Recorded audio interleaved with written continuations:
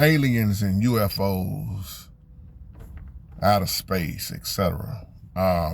Welcome back, family, to another Real Talk video.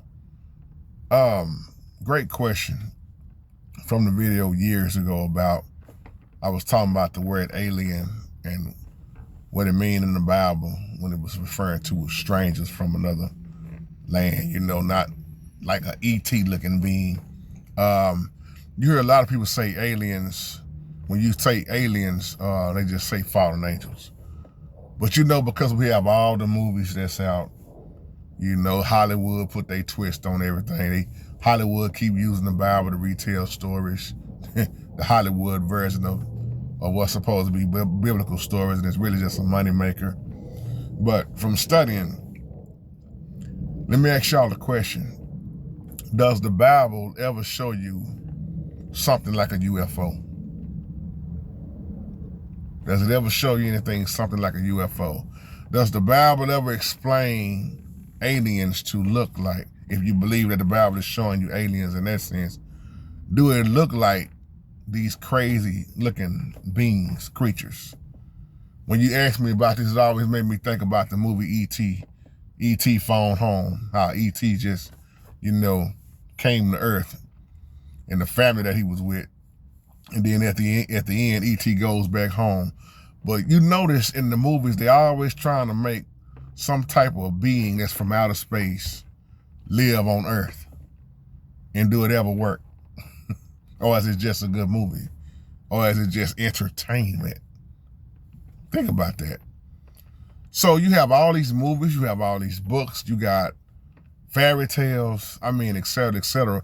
But what I always tell people, when you start talking about aliens in that sense, or like somebody keep asking me about shapeshifter, look at the video I did about shapeshifter.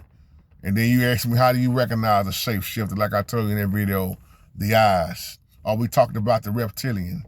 Some people say they don't believe in that. Or some people call them serpent people, snake people. You got all these movies is what it is too. But I keep saying this, and I'm not gonna make this video long. A lot of these movies are showing you a lot of truth, a lot. But then what you see happening in these movies is being twisted with some truth and a whole lot of lies. Y'all asked me about the movie Noah. I tried to watch it. I did watch it. It's too man twist on it. It just, from a biblical standpoint, no. Look at how the animals look. You got to realize when they making these movies, they putting their own twist to it. They're going to put what they think, and they're going to use the technology, you know, all this stuff, and make it entertaining. When I looked at that movie Noah, it from a biblical standpoint, so far off base. And I mean it with no disrespect, but it probably made some good money.